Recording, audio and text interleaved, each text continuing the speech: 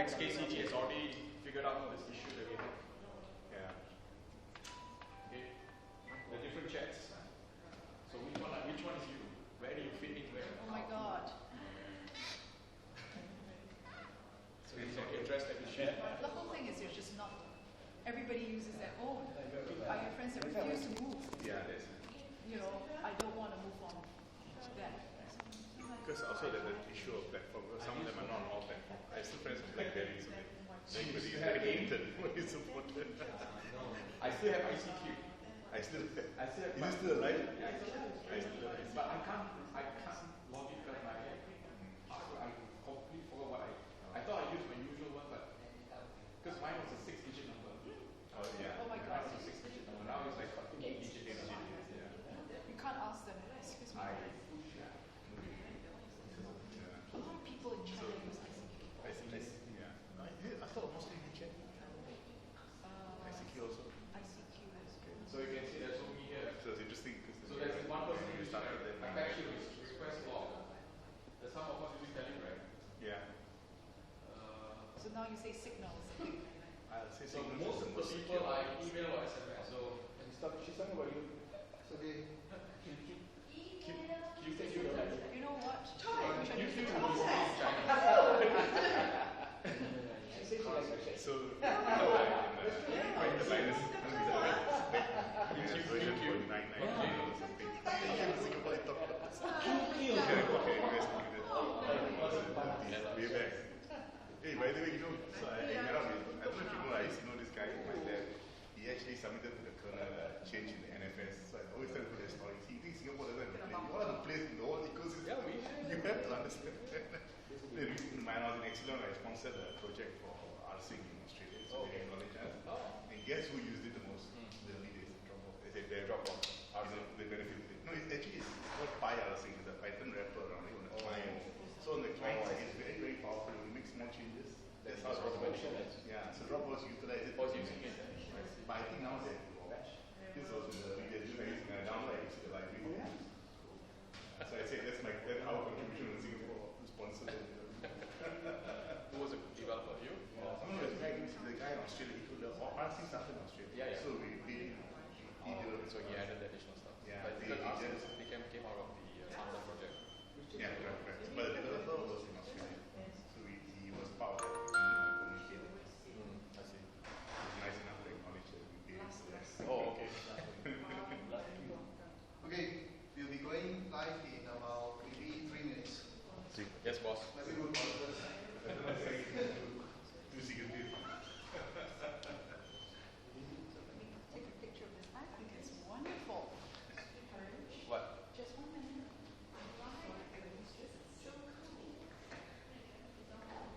I'll send you the link.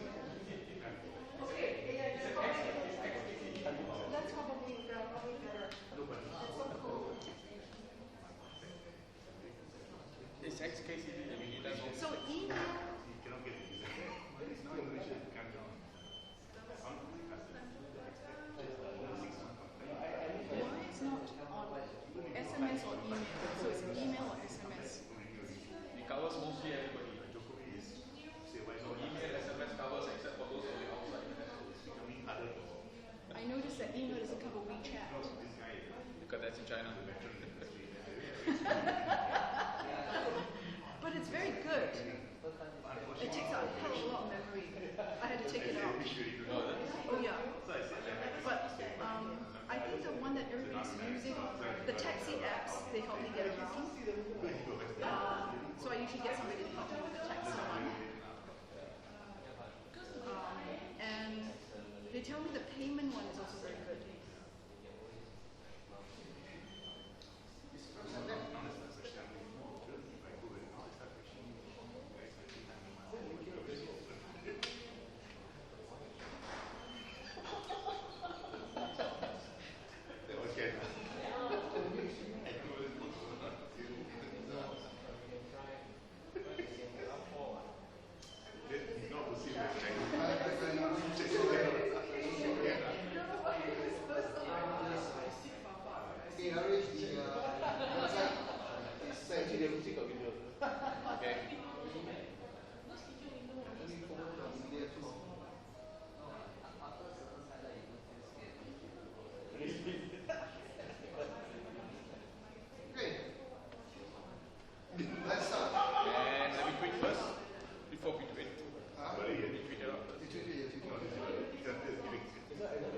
Okay, guys, we are starting this week's session.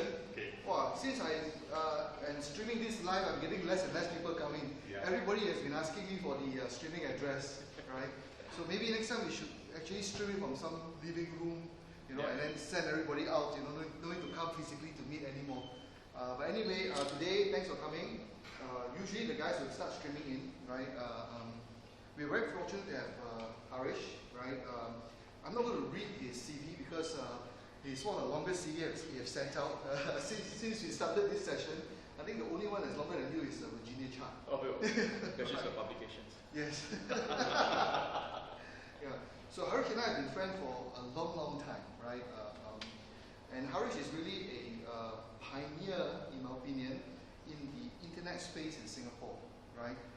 He started with the good old days of Sembawang Media, right? Before, there was the predecessor of Pacific Internet. No, we own Pacific Internet. Oh, you guys own Pacific Internet? Wow. Right, so it's a long, long time ago, right? And Harish was in this space since then, and still is since then, right? He is one of the major evangelists of open source, and working with Red Hat allows him to do that to further his passion. But today he's here on behalf of Internet Society, the Singapore chapter. He was the past president of the Internet Society in Singapore. He's now on the Board of Trustees, right, in the whole of Internet Society around the world, right? So it's actually very fortunate for us to have Harish here today to actually share a little bit about that. And I think it's going to be an interesting session, especially for the techies, right? Yeah. All right. So without further ado, let me just pass the floor to Harish. Okay, thanks, Chuck. I think we go back more than 20 years. At least. At Computer Society, yeah? More than 20 least. years. Okay, well, good afternoon, everybody.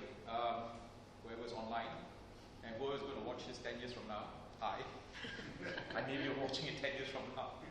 Okay, what I'm going to be doing today is to introduce you and hopefully enthuse you to participate in the Internet Engineering Task Force. So I'll try and detail what it is and the process. I'm speaking here not as someone from Red Hat. I'm speaking here as a person from the Internet Society, both the Singapore chapter as well as being a member of the Board of Trustees of the Global Internet Society. And what has got the Internet Society got to do with IETF? Internet Society is the legal entity that covers IETF and also provides funding to IETF. IETF in and of itself is not a legal entity, but that's where everything else you and I learn about the internet happens. So that's, I want to set the context first. Second, I want to also introduce two of my ISOC colleagues here, Amelia and Olivia. They are based in Singapore, but they work for the Internet Society Global. So they are my kind of indirect colleagues from that perspective. So what I'm going to do today is to introduce you, if you're not already familiar with IETF, hopefully introduce you to it. But more importantly, before I start that, I want to ask a few questions. If I were to turn off the Wi-Fi right now in this room, what is your next best thing? My own Wi-Fi. Okay. I turn off the 3G network. What's the next best thing? I kill you. Okay. Now, before that happens, anything else? So you see how fundamentally important connectivity is. Question then to you is, what is it that makes it work? What is it that makes Wi-Fi work? What is it that makes your 3G work for what you need to do? It's not so much the 3G network itself, and not so much Wi-Fi itself, but the fact that you do something with it is what is of interest to you. Alright? It's not it's just like I can build all the roads I want, but if there are no restaurants, no resorts, no hotels, no homes, nobody uses the road. So the internet is like that. But you need some things at the endpoints. So what IETF does is to help build those things. So everything that you do today, every single part of the moment you wake up in the morning to the time you go to sleep, and for all you know, while you are sleeping as well, if you're wearing one of those wearables, as you move around, roll around in the bed, that is measuring your heartbeat or whatever, and what is that doing? It's sending information out somewhere, somehow. Where is the somehow, and where is it going to? It's over the internet using internet protocols. Who built it? IETF built it. Okay, so with that context set, let me dive into it. So the IETF is this entity that was created by a bunch of geeks. It's not a legal organization. In other words, it's not registered. In other words, you cannot sue IETF. Okay, that's the definition of a legal organization. A registered organization. It cannot be sued and can't be sued. It cannot sue and cannot be sued, right? So it's not a. So the Internet Society gives the legal cover for IETF. IETF engineers are from anywhere, any organization, anybody, individuals. It is not corporate driven. It is not country driven. So it is people coming together to solve common problems. And what are the problems? Could be issues regarding, I want to have encryption, for example. I want to have better throughput in my internet traffic. I want to do whatever it is I want to do. That's how IETF is the place where that happens. So as you can see, the second bullet point is it gathers a large community of network designers, operators, vendors, researchers, and so on, concerned with the evolution of the internet architecture. So the internet, do you think, let me pose a question to you, do you think the internet has been developed sufficiently well and there's no need for anything else? Do you think it has to evolve more? Do you think it has to do more things? Right? I think the consensus is we have to do more, right? There are issues with the internet that we need to address, maybe security, maybe privacy, but there are some design issues, design philosophy behind the internet that makes it work and work so successfully, and that has to stay but while we evolve the rest of the technology. So the mission of IETF is to make the internet work better by producing high quality, relevant technical documents. It is not marketing speak. It is not flashy diagrams. It is technical documents that address real world problems with real world solutions. It may be sufficient for today. It may not be sufficient for tomorrow. So that's why IETF is a constantly moving beast. We do a lot of stuff. It takes time to get to the next level. Okay. So I give you some examples of where IETF has been successful. Well, actually, these are just picking up a few. I mean, IETF has been enormously successful, but I just want to pick up some highlights, right? I'm sure you have heard of IPv6. You know what is IPv6? Anybody know what IPv6 is? IPv6 is meant to be the successor to the IP numbers that we use today, which is version 4, IPv4. So let me ask you the question, is there IPv1? V2? V3? So we know there's a V4. So is there a V5? Actually there is, they are all there. It's just that these are the two that kind of like survive the game, as it were. But V6 is meant to succeed V4. And why does it matter? I don't know how many of you remember, or if you are old enough, I mean, at least I'm old enough to remember, that Singapore we used to have 5-digit phone numbers. Oh yeah, that one I remember. Yeah, my dad's office, okay, his office number was 30933. That's it, a 5-digit number. And it was downtown in High Street. 5-digit number. I still remember it, right? But today, our phone numbers are 8 digits. So we have evolved. Our phone numbering system has evolved. So similarly, the IP has to evolve because of the number of devices that we need, or number of things that we need to connect to the internet. So the V4, IPv4 doesn't give you that range, that ability to do that. But we have stalled that shortfall by some clever networking, or some people call it a clever hack, which is actually, it is a clever hack, using network address translation. So those of us who have a router at home, how come I can connect 10,000 systems behind a router and yet it works? Because of clever engineering that goes behind it. So that's IPv4, but IPv4 has limitations. So we need to evolve this. So IPv6 is meant to. So IPv6 was again driven by people within IETF to make sure we adopt it. It hopefully will be global, but we still don't know when. So we encourage people to use IPv6 as much as possible. The other one I want to highlight on this slide is domain name system. We all love the domain name system, right? Because how many of you, okay, let me ask you this different question. If you flip open your phone and you want to call somebody, what do you normally do?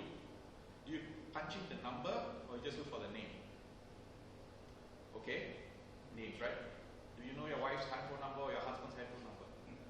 Okay, you pass. Anybody else? Do you know your wife's handphone number? Okay, now you're nodding, no choice. So imagine you lose the phone and if you don't know the number, what are you going to do? Are you panicking?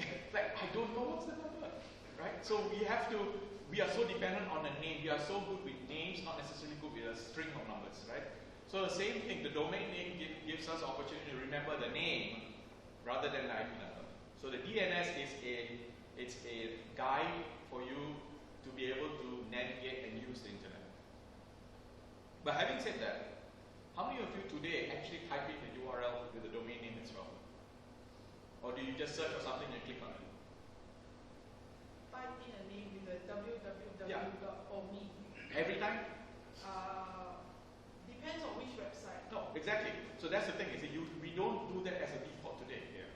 We do that, so if you search for something, some results come up, and you click on it. Did you type in the actual domain name, or you just click on the result? You click into the search engine, and then you typed in what you wanted to search for, and then you went on that way, right? So that's how it worked.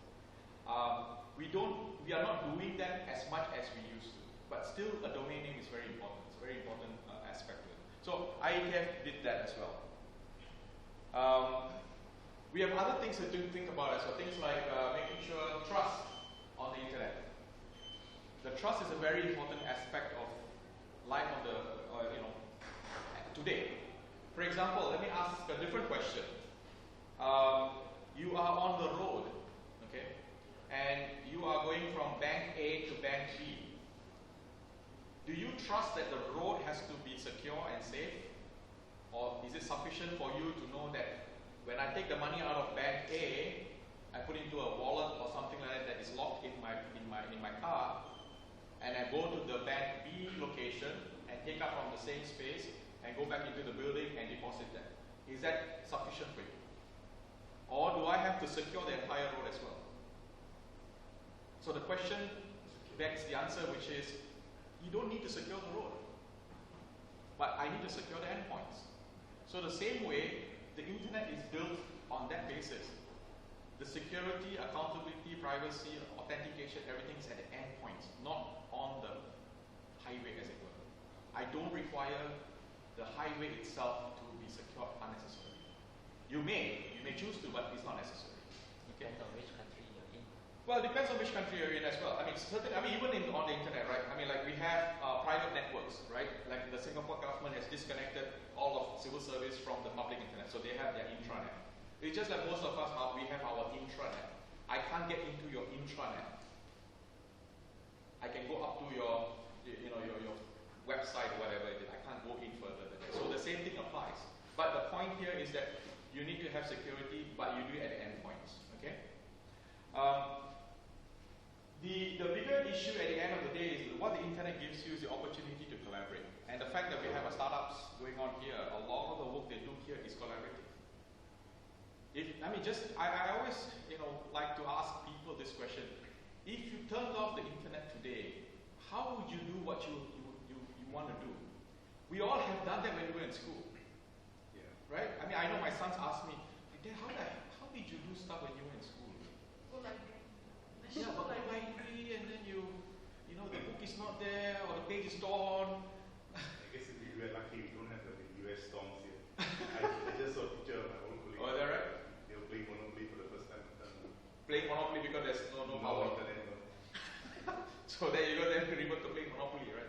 But that's the thing, I mean, we take this for granted. Everything that we do is for granted. If you take away that becomes a challenge. Okay? So collaboration becomes the norm.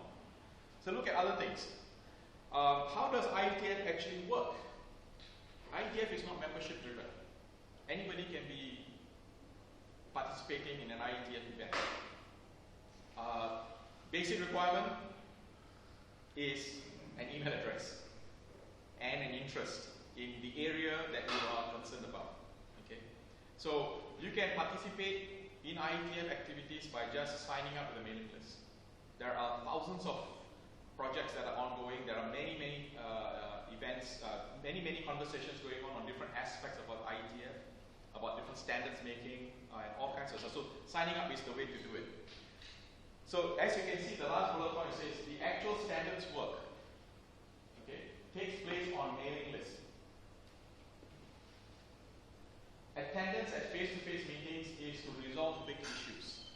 So, an IETF, the way things get done is by discussing, arguing, giving alternative suggestions, giving actual code that works.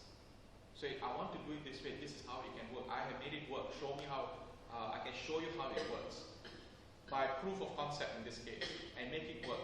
And all of this discussion is all archived. So you can actually go back in history, look at the archives and see how did TCP/IP get evolved, get to where it is today. What were the compromises that had to be made? What were the discussions, what were the arguments, who was calling names against who? It's all there. So you can actually see how sausage is being made, as it were, right? So that's how things get done. But there may be some very critical things that really very hard to discuss on mailing list. So what happens? We have IETF meetings that are held 3 times a year, somewhere in the world.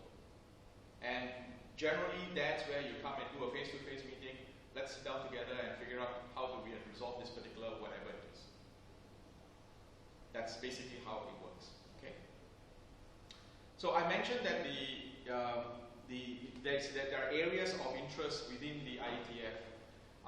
These areas of interest cover many aspects. So here's an example of stuff. There are 129 working groups. Working group is where you actually do stuff with. Okay? And all of the working groups are mailing lists associated with it. There are these working groups kind of like aggregate into activity areas or areas that are of specific interest, and I'll show you a slide with that. But more importantly, that's the grassroots of IETF. That's where we all are. So this is where we contribute whatever it is that we want to contribute, right? There is a person who is heading up IETF, is the chair of the IETF. The new chair is a lady. I think she's taking over in next meeting, right? Yeah, at Chicago. So the next meeting of IETF is in Chicago. She's taking over as the new chair of IETF. I think the first time we have a lady chairing IETF, and that is wonderful, right? The current chair is Jari. He's with Ericsson, who lives in Finland or Sweden, somewhere there, right? Somewhere in the Nordics. This person and I think 2 or 3 others are the only full-time staff of IETF. Everything else runs by volunteers. Every single bit. Okay. Let me just move a little bit quicker. Some of the working groups that I want to highlight, looking at the bigger areas, are as follows here. Areas in general, supporting updating IETF standards, security, application, operations, transport services, routing, internet. There's a whole bunch of areas where many different technologies are being worked on, ideas being worked on. And when I say worked on, it basically means you're trying to craft a standard. This is actually a standards making body. It's just like international standards or an ISO. Okay, if you have heard of ISO, you have heard of Spring Singapore, for example. Spring Singapore in Singapore, we have an entity called IT Standards Committee, ITSC. ITSC is the standards committee for Singapore for national standards on IT. It comes under Spring. So similar to that, we have other countries have their own standards bodies. IETF is an international standards body. So anybody, in this case, IETF, the nice thing about IETF, that's my bias towards it, is because you and I can be participants. I don't have to be associated with a company before I can be a participant, and that to me is very interesting. It's the real raw way of doing things, right? So let's look at some of the trends in IETF. How many of you have heard of HTTP/2? Anybody know what it is? No, not really. Don't know what it is. Okay, you know HTTP 1.1. 1.1 is what we have been using since about 1999 or so. So HTTP 1.1.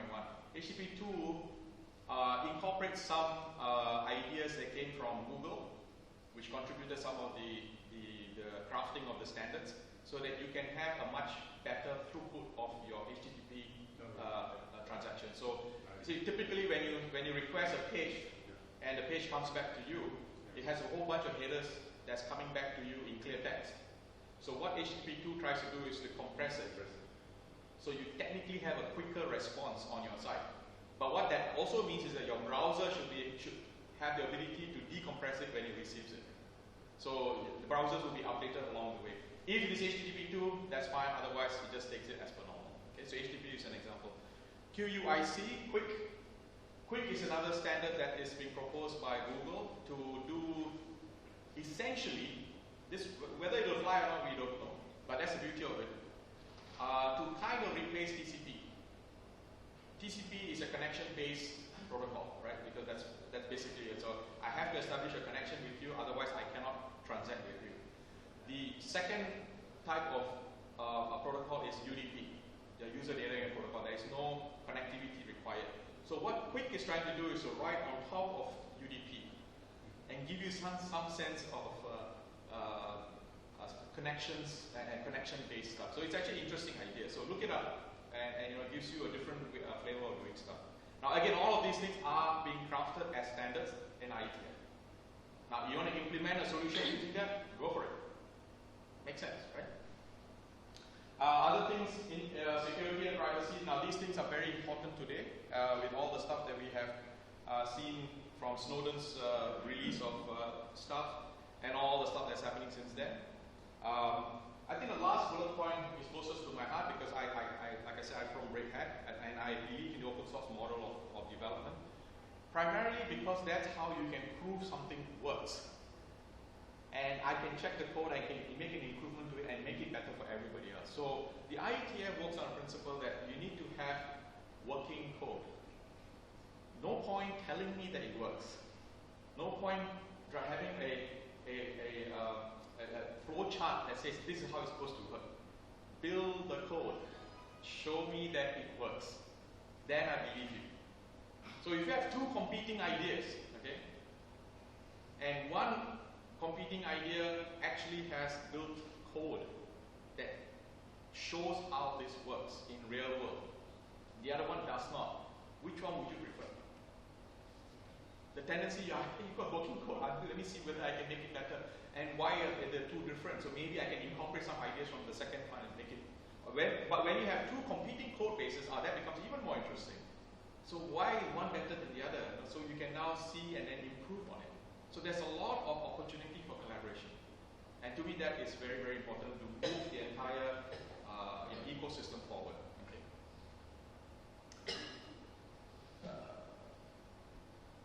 Okay, so like I said, there are some stuff that is happening HTTP/2 or version 2. Let me just move to the next one, which is about security. I think this is, again, a very important component. One of the challenges, as I mentioned earlier, is that the internet was never designed to be secure on day one. That's not the objective. The objective is you put security at endpoints. That is a far better model than securing the channel all the way. So if you encrypt some stuff, the traffic goes through, is an encrypted traffic, but the system itself doesn't encrypt it necessarily. You can if you want to, but you don't have to. But let it go, the endpoint takes it, decodes it, and do whatever you need. That is a better way to, because you can change the endpoints. If I have to change the pipe as well, that becomes a problem. Because I don't know where the pipe is going to go, right? I mean, at the end of the day, to me, what is amazing is that the internet actually works. Right? It actually works. For everything that we throw at it, it still works, right? So, like I mentioned earlier, running code drives the tech development. You must show me working code because it's the best way to prove that something is workable. Now, it's not that it has to be 100% everything, but at least it's a starting point. Okay? At every IETF meeting, like I said, IETF meetings happens 3 times a year. There's always, it's preceded on the weekend before with a hackathon to look and do some stuff, to create some stuff, to work on some particular idea. So that's a very interesting and nice way to engage people to come together and do something. Okay. This is a sort of a flow chart, kind of busy, but basically says how the work gets done. There are different stages. Yeah. By the way, all of this stuff is on the IETF webpage as well, so you don't have to look through this on a detailed basis for now. So, how does IETF come to make a decision? How do we, in a group, a particular standard, a particular discussion, we will now need to vote on something? How is it voted on? When a meeting happens face to face during the IETF meetings, when something needs to be voted on, as you can see in bullet number 2, no formal voting. There is either a show of hands, but more often than not, people will hum in agreement, or if you don't hum, there's no agreement. So, to practice, if you agree with this, can you hum? Okay. Everybody agree? You know why this works? Because a lot of times in this IETF meetings, right, they may have gone there with their bosses. Okay? There will you cannot deny corporate interests as well. There will always be corporate interests. So sometimes one particular standard, one particular vote for a particular thing may have an issue with the corporate that is, kind of gung-ho with it, right? But maybe the engineer that is sitting there as well is not too happy with a particular idea, but, so if it comes to a vote, if he were to show his hand up and his boss is next to him, he may have a problem. Right? So one way to do it is just hum. Everybody just humming. So the louder the hum, the more consensus there seems to be. But that is not the final thing. The final thing happens at the mailing list. So at the end of the meeting, at the end of the IETF meeting, they revert back to the mailing list. They say, during the meeting, the face-to-face, the hum was quite loud. So we think everybody agreed, but we have to finalize the mailing list. Yeah, and then you agree on the mailing list, or disagree. In other words, you can still disagree. Okay? So that's kind of nice. So these, you know what beauty of this is? An engineer solving a problem. Right? We know there are politics involved in all these things. There will always be somebody who's got an ulterior motive. So how do we fix this thing so that everybody can move forward? Okay? All right. Other things, how IETF does what we do. IETF documents, everything that we create, they are all 100% open for you. It's all online. Look at it, read it, use that as the basis to build whatever you want to build. This contrasts with a lot of other standards organizations. The other standards organizations came from a different business model. Their business model is to create standards and print on books and sell it to you. They make money from the books, which is, in my opinion, is a very slow way of doing stuff. IETF documents are open anytime, download, read it, implement it, and off you go. Okay. And all these documents are labeled as RFCs, or it started off as, and it still is, requests for comments. Currently there are over 7,000 RFCs. Okay, let me throw some numbers to you. RFC 822. You know what RFC 822 is? SMTP. What is SMTP? Simple Mail Transfer Protocol. So all the mails that you have ever sent, other than Novell or any of those proprietary mail systems, was following SMTP. And SMTP is defined in RFC 822. Actually, it's been updated to 2822. But 822 defines how email is to be sent. So if someone asks you, can you send me something that's RFC 822 compliant? What would that mean? That means you can go through a mail server. The mail can go through. That's it. Okay? So RFCs are the way you assess these things, right? Let me move a little bit faster to look at some other stuff. We have not only creating new standards today, there are things that we need to do for the future. So there is an Internet Research Task Force as well. So this is where new ideas that may be, like in our Smart Nation project in Singapore, are there things that we need to do that the Internet today does not offer? I'm sure there is, plenty. Okay, so this is an area that we can look at. I mean, the first one, crypto forum, cryptographic stuff. I mean, for me, it's very important that any smart nation deployment is secure. By default, that is, in other words, I cannot turn off security. Whatever that is transmitted from my sensors to the server has to be encrypted channel. I don't want someone else to snoop into whether it's a temperature or not. I don't care. Why should anybody look at it and do something with it, unless other than the authorized people? So encrypted. So the channel must be encrypted. So cryptography is an important thing. Human rights issues, right? So we have countries that block the internet access today. How do we get around that? The internet will work around blockages. We always do. Even in Singapore, we have sites that you cannot go to. You can work around it. That's easy. Right? It's public. Yeah. Send me a note. I'll tell you how. And so on and so forth. There's so many other things to do. There's a lot of stuff for the future. Okay? And there's incredible amount of opportunity to collaborate. Okay, let's look at some stuff which is more pertinent for now. I just want to say, okay, why would I want to be part of IETF or do anything with IETF? It's all about standards.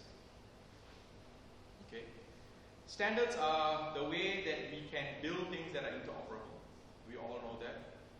I mean, how many times have you been frustrated at the fact that you cannot use your Bluetooth stack in your Fruit phone with another Bluetooth stack on another phone? Why can't I use this? Why is it not interoperable? It's supposed to be interoperable. Why is it not? Okay? So we have a problem. And we've got many other problems along the way. Even though they claim to follow some standard, yet there is something not quite right. So standards become a very important aspect. Okay? And IETF believes in that 100%. Let me just move into the reason I'm doing this today is because I mentioned we have 3 IETF meetings per year, and the way we do that is we take the whole world and break into 3 chunks: North and South America, the Americas, Europe and Africa, EMEA, and Asia Pacific. So we have 1 meeting in each zone per year. 3 meetings. Okay? And every of these meetings, it lasts about a week. Okay? There's a lot of small little meetings, we're all working groups, all kinds of stuff going on. And each of these meetings is numbered. So IETF 1, IETF 2, 3, 4, 5, 6, and so on. And lo and behold, this year, we're having the 100th meeting of IETF, and it will be in Singapore. So, it's happening in Singapore, 100. I like that number, so we're trying very hard to get it in Singapore. And we did it, all right? So we have it in Singapore, so I'm very keen to see this succeed because we want to have people participate in IETF. It doesn't cost you an arm or leg to take part in IETF. You know, get onto the mailing, see its areas of interest, and see what you can do to come forward and contribute. If there are startups around here that want to do stuff, that's a great way to get your brand out there as well. So, oh yeah, I'm from this thing, doing whatever it is I'm doing. Okay. So it's happening in November this year. Where? At the Raffles City. Okay. So it's a Raffles City from November 12th to the 17th. And please come. You know, it's a geek fest. Okay. I give you some stories behind IETF events. So every time an IETF happens somewhere, the guys who go there in the hotel or the conference center or whatever, they find that A, the networking is pretty bad. The Wi-Fi is just hopeless. So what do these guys do? They go and fix it.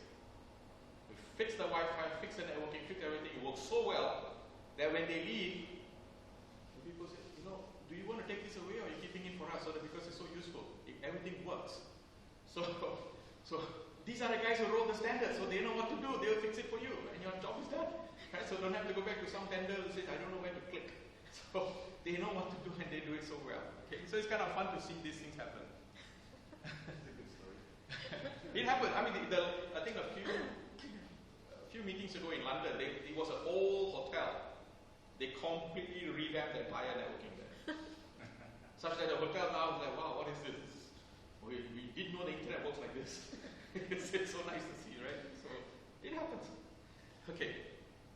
So we have had many events in Asia Pacific over the years.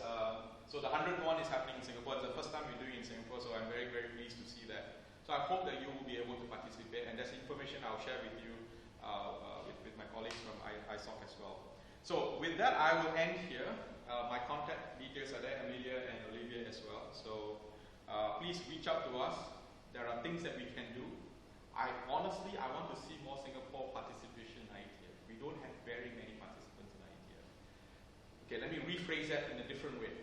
We don't have that people whom we can identify coming from Singapore directly participating in IETF. There are, but they're coming through their corporate organizations. So they may be under, Cisco, under Red Hat, under IBM or whatever, which is fine, but we don't know that, they are in Singapore. We may not know. So it would be nice if we have some way to identify. So at least we can say, we have contributions from Singapore. Because we are too small a city that sometimes we seem to miss this thing, and we are too global as well. So sometimes we miss the connection. So I'm hoping that this talk, as well as reaching out to you guys, will get this thing going. All right. With that, thank you. Thanks. Yeah. Question. Yes, question. Can you explain a bit about the Internet Society and the organization? So can an individual join, and Sure. what activities, Yeah. Thanks for that, Chuck. So IETF is a engineering standards body. The legal cover comes from Internet Society, global. Internet Society was set up in 1990 by Vint Cerf and I think Bob Kahn as well, right? Bob Kahn also was involved in that. These are the two fathers of the Internet, as it were, right? That's the branding that they carry to their credit. So the intention of our Internet Society was to give this opportunity to cover legally IETF work. So in the process, ISOC has now created chapters around the world, and in Singapore we have an Internet Society Singapore chapter, and I think there are 100 and something chapters around the world under ISOC. And ISOC is it's a member-driven organization. Anybody can join. The Internet Society Singapore chapter is the way you join it. So you go to isoc.sg. That's how you can sign up with the Internet Society, and we have all kinds of stuff that we do. For example, the last thing Internet Society Singapore chapter did was around the Cyber Security Act that is being proposed by government, and we needed to understand what the implications of it. So we had a forum, and so a lot of stuff is detailed as well and documented on our web pages as well. We have also done pro bono work with the issues with torrenting of movies. You may have read about certain organizations going after individuals for allegedly downloading pirated stuff. But the way they went around doing it, and I was the one who signed the letter, just as the president of the Internet Society, the way the law firm did what they did, we thought was not right. And so we filed a complaint to the Law Society, and the Law Society agreed, yes, that's a problem, and so they kind of knuckle dusted the lawyers, which is nice to know. But that thing is still going on, but the thing is, at the end of the day, we need to educate people. So the Internet Society is all about educating people. What are your rights? What can you do? What you should do? How you can contribute, and so on. Singapore has got a peculiar situation because here we don't have the challenge of internet access. You go outside our borders, that becomes a problem. So Internet Society's chapters around the world are focused primarily on local access for people in the country or the city. We don't have to worry about that. So let's look at policy issues. So we look at other areas. But that doesn't mean that you cannot contribute into other. We do try and work with other chapters as well to see what we can do with them or for them as well. Okay, so I hope that answers the question. So anybody can join. The chapter in Singapore costs $50 a year. And the global one is free. And the global one is free. So do your sums, but please join us. You are here in Singapore. The global one is a individual one, so you can actually just sign up online at the Internet Society website. But it's global. It talks about global issues, whereas the Singapore one talks about local issues. So we have some documents that the global has created here about public policy regarding internet access and stuff like that. There's a whole bunch of documents that we do create. We do have a policy team within ISOC Global to look at access controls, censorship, rights of women to get to do whatever it needs to be. So all the things that we all concerned about. So ISOC Global does that. So each chapter you focus on the area of your local interest. So that's the distinction. So for example, ISOC Nepal When the earthquake happened in Nepal, they helped set up Wi-Fi access points so that they can connect up people, because that was more important, which is obviously a critical infrastructure issue. So that was more concern to them. So we have different issues here. Other chapters have got different issues they focus on. So in general, ISOC is actually a society for individuals, rather than companies. No, right? yes. ISOC is a society for individuals. However, we do have corporate membership. We do have corporate members at a global level. So like a lot of the global, internet-related companies are members of ISOC as well, as a corporate perspective. So corporate membership is? Corporate membership, you have to look up the Different things. levels. There are different levels of it. So you think about it, there are 3 levels. You can go in as an individual under the individual membership. You can go in as a chapter member under the chapters, which is Singapore chapter in Singapore, or different chapters all around the world. And then there's a corporate membership, which is by company, and a lot of those are the big multinationals, but they're also smaller companies, and there are different levels within that. There's professional at a very low level, right up to platinum, gold memberships at a higher level.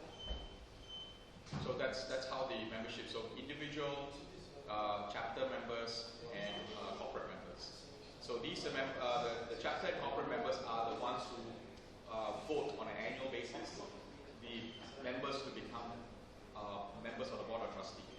So the Board of Trustees there are 12 of them, and I'm one of the 12, and I got voted in last year in June. So currently there's an election going on. It's not the entire board changes, it's only 1/3 of the board changes every year.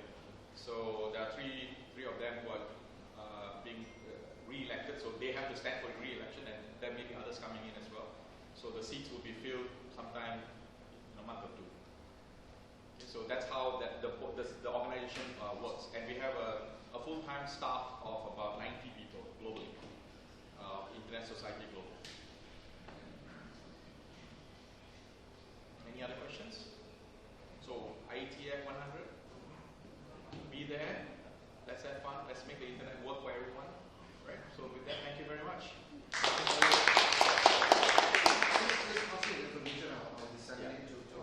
We have about maybe 200-300 in the mailing list. Okay. So Thank you. thanks for Harish, really appreciate it. Thanks. Yeah, thanks guys. We have a couple of minutes because our pizza is not here. Right, so Pizza not here. yeah, on the way. Right. So the internet's so tricky. yeah. You should go and consult them. Okay, the thing about we will still continue this weekly session, right? Even though there's a smaller group. But the interesting thing is that my phone is pinging because everybody is asking me to move the camera a bit higher. Can you adjust the voice? So I know that people are watching. Right? So the number of people has gone up in terms of watching. Maybe we might change the format a little bit. I think it's also good that we have a physical session, right? Instead of pizza, whoever can make it, do come by. But guys, excuse me. Hey guys at the back, if you guys need to talk, go outside. Thank you. So if the session goes on, I think what we could do is to make it a little bit more intimate, meaning that we had tried this with Shihua last year, right? So Shihua actually sat right in front, and it was like a conversational thing, right, more than a presentation. So we might try that out, right? So it becomes a little bit more intimate. And whoever is here can have pizza, after that, right? So I think we might try that round going towards the future, because a lot of people are actually watching the videos. So we need to actually buck up the video quality pretty soon, right? Yeah. So we have to make sure that we have we are able to do that. I think the challenge is your fluorescent tubes. Yeah. So unfortunately, This is new, I guess. Was it there last week? No, it's there every week. The process is there every week. It's just that you didn't switch on the line. Oh. Right. So it is easy to do it here because it's a fixed location, right? And everybody knows where it is. Although next week we don't have this location, right? Next week we are looking for a new location. I will send over email to you guys where it would be, but it will still be in this vicinity, right? So let's watch out for that. So with that, I will close this week so we can network while waiting for our pizza. So I'm so sorry about that. All right, thank you very much.